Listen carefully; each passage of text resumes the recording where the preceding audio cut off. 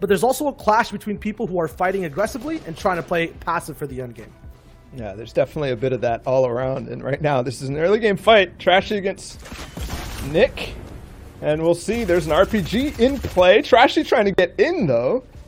Very aggressive on this first box. And I'm seeing a wood 1-by-1. Not a lot of space gain from Nick at all as that high ground play instantly went on the back side. And there he finally starts to get a little bit of space. But is he out of materials? This might have happened a little too early for him. Now, he is on the forefront of the fight, has the advantage, but you have to remember we've seen it go so many ways time and time before. And such a good thing it's Risky Reels, the medal available so quickly. Tuning in with Rogue Shark. He's in a little bit of a fight right outside the yacht. So it looks like they escaped from the yacht, and now that's right on the side of it. It's going to go all the way down. They're in the same box. Rogue Shark very low HP, and there's a third party even too. And if this span stays, he might be done for before we even really look at this. Dives in the bush, though. Moment of calm for him because he has room to work with. Trying to let that room speak bounds, because right now there's no more materials left. The bush is the only thing that kind of hides him from anyone else. He has been discovered, but it doesn't matter. Gets a few mats available to be able to push away from the last person available in these boxes. Although it is Newell who he started fighting, it'll also be Newell who's left overall. But Shark now has perspective to land a few shots. The boat is the desperation play for Newell to get away, and I think he just does. Zoom all the way through. No, Shark had the beam down, picks it up, and I don't know. Good decision or bad? He probably could have waited it out a little bit more. But right now, Plague's drip check is 100%. Big true, big looking good too. The combination of backbling and skin, but his shot beat that same level of caliber. Looking for a little bit on the low ground right now, though. And you got to remember, these early fights, you have a lot of time to play with, but it's time that you could also be using to rotate later on. Ooh. To kind of balance, and he gets tagged up from the back. It'll be Fish who gets it, but Cyril's there to third party. Still going to have the low ground, though. Now Fish is going to be up into the same position he was before. No shields, though, this time. Going to be running down these 100 HP health pools. Could have been Big 60 who's in this game, maybe. He lands Shark. He could have walked away with it. Yeah, he grabbed it and just bounced really quickly. Yeah. Big 60 obviously had one of the best performances on day 2 last weekend. In this game, he's nowhere to be found, and nowhere to be found is also what I could say for these guys' game and tournament run right now, because if this is what we're going to be engaging with, I don't know how much longer we're going to last. 10 points for Fisher, 0, I'm not sure. I mean, where do you have to be in the mindset or in your point total to do this at this point in the game? I mean, it's kind of different, right, for both people. I think that there's a party here who is like, I can't make it out anyways, let me get an Elim before I go down. And there's the other guy who's like, hold on, I'm actually trying to win this, please let me go. But curious that there's no pressure being put down at all from Fisher. Not a single one, and he's down to 6 builds. Maybe a reason, if he does leave, there's really nothing he can do if he decides to just start shooting at him. And he's already down now. He makes it work, though. 1 shot. 1 Elim for Fisher on high ground, and he's going to be able to bounce right back over towards the Shark. But so many questions about how this unfolded in the first place, and where is it going from here, because, again, no Skies AR, no Skies Grappler. On to another fight here over closer to Risky Reels. It's Thwifo against Larson. This one is a little bit better as there's actual potential moving forward for position, and Larson starts things off big with a 71 tag. But Thwifo, one of the best box fighters in the world, he does trade a little bit back to bring him off of the 200 HP, and now also considering possibly phasing in this box. The Fish was there, but the nice phase trick from Thwifo. He can get through the stairs. I don't think he realizes. On the back side now, Thwifo has the wall, has control, has the right angle, peeks, and he's making Larson pay for this. Down now to 75. These guys are caught in a crossroads between Risky Reels and Frenzy Farm, and it's just one big toss of the dice to see who actually moves forward past this fight. That being said, a third party is there, another person on the offensive, and it's Thwifo that takes the big hits now, wall to wall. He's going to have to find these edits to try and survive. He can't.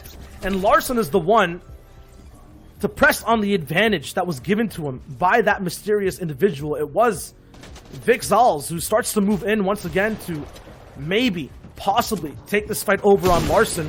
That being said, look at what's happening. A repeat performance. Deja vu as 2 more people. Although, definitely got at least 1 point in this game.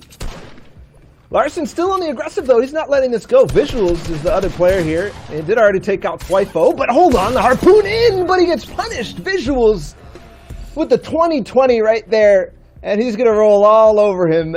Well played on an aggressive player when Visuals was basically just knocking and investigating, seeing if there was room for anything, but then all of a sudden, Larssen was having none of it. So you're going to knock on my door. I'm not going to let you go. We had that mid-game lull, though. People now more in tune with shooting shots rather than getting into those big box fights. Airdrops that we haven't seen too much action around or with are going to be the prime focus for FaZe Benny over here, but ooh, the agenda is similar for multiple people as a fight breaks out for this easy launch pad. It's Has the Great, who's going to be dropping down, a man who resided at that Shark last season for the longest amount of time of the FNCS, this time switching things over already all the way at Retail Road. He's actually going to be on the back end of Vinny's big brain baiting plays, letting him get closer to that airdrop on his own wall edit, and then easily taking Has out as he was surrounded by builds that were not his. It looks like we're watching 4th Zone when everybody's waiting for the launch pad, essentially, to go forward on how people are moving right now. Arab in a fight with Smallzy. Bizzle on the backside of this. He's third-partying as well. Arab's going to clean that up. A couple tack shots. And finally, the time for Leaves to move, but tries to get right on top of him with the tack shot, or the SMG. It's not working, but then big tags. Arab has nothing left because of the way that this build structure works. And is this going to be a third? No. I thought it was going to be a third back-to-back as to that point breakdown, almost the top 60, top 50 left alive. There is the man that we talked about earlier to Big 60, who did actually escape with both of Sky's AR and Grappler, and he's using it to take out big names. Kaz just treated like a bot who's never played the game before, taken out in just a mere instance. You talk about Arab's former teammates, there you go. Kaz was so strong in squads and so strong in every single FNCS that he's played with since then. Playing with Crimson duos. Positional decisions. Up on the mountain, you remember Booga. You remember Stretch. English is hard. They were positioned up on the mountain in spots to take shots on people, but also this one specifically, and they've gotten 4th Zone. They're already here, and you talked about jumping in the box. Tragic's is trying to do that, but it's tragic as the player escapes, and now he might be on the side, but no, I spoke too soon. As City gets taken out and gives Tragic's an extra breath of life in this game. I mean, that's just the process when you're playing this type of way. To us, when we tune in halfway through what these guys are doing mid-game, it looks like shambles. This is planned. It's expected. You want to get crazy and get in these boxes super aggressive when you are rotating, going for these early shots, because that's the only thing you can do. Now, back-to-back, Lupien goes down. That's one of the top console players from the last FNCS duels as well.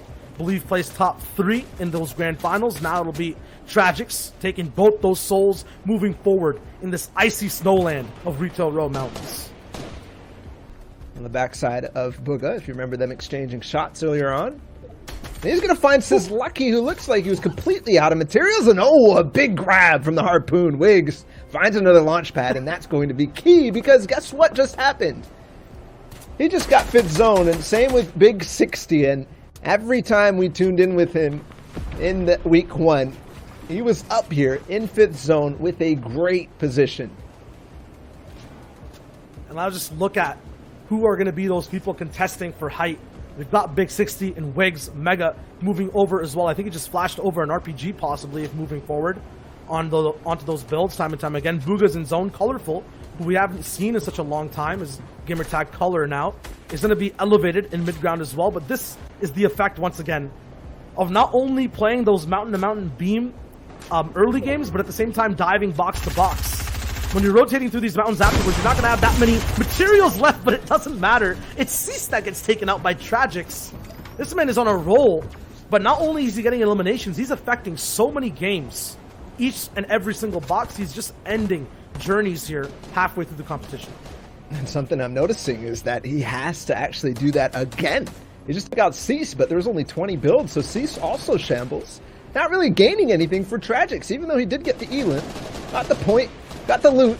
Only Siphon Mats at 5th zone is not going to bring you much more. And here's another player, Milks. Because they've had to climb this mountain, expedition of great lengths. He's down to 12 builds as well. And I think we might be seeing a lot more jumping in each other's boxes if the average player that we're tuning in only has 12 builds.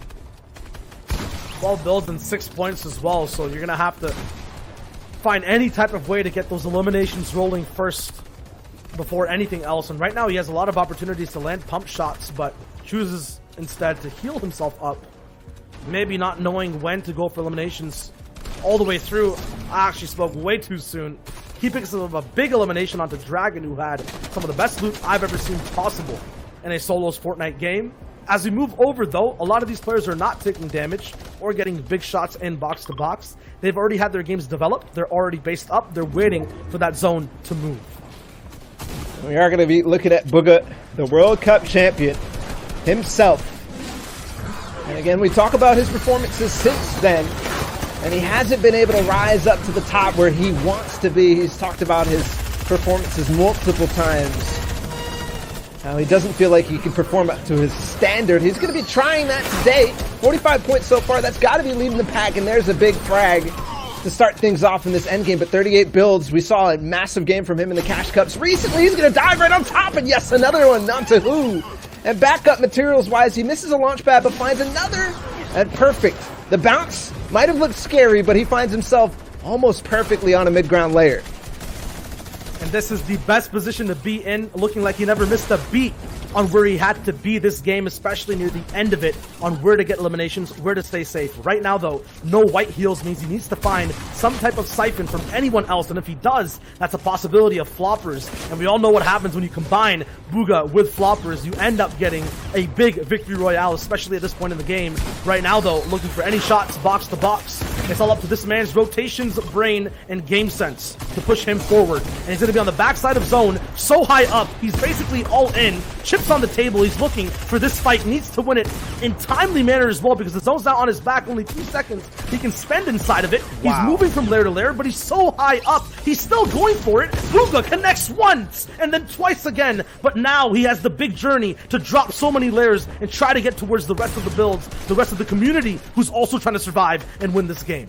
This man is insane. Not only the piece control in another one, and he does it while not losing HP on the backside in so many situations where it looked like there was no way that he could build in time.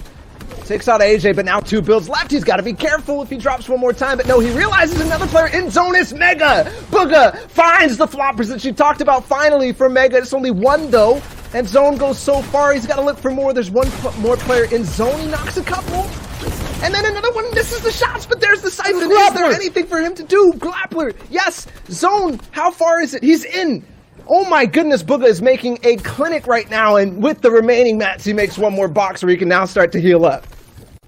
No matter what's happening, even if statistically he's not supposed to survive a situation, this man is staying hyper-focused, playing like he has 2 brains in his skull, just so smart in decision-making on where to go, who to be next to, and which fight to take right now, is aware of everything, but does not have the opportunity to find the shotgun shot there. It's now going to be all up to visuals, Ghoul, and Bludge, and Bludge waits out in the storm as Ghoul picks up a big elimination now, a final 1v1 between these 2 players on a zone that is just absolute chaos. These builds causing, I wouldn't even say, an ultimate high ground to exist. These guys are going to try to drop down, edge in and around each other, and it's Bludge with a big swing of his tactical shotgun, taking out Ghoul as he tries to drop down. That's a huge shot.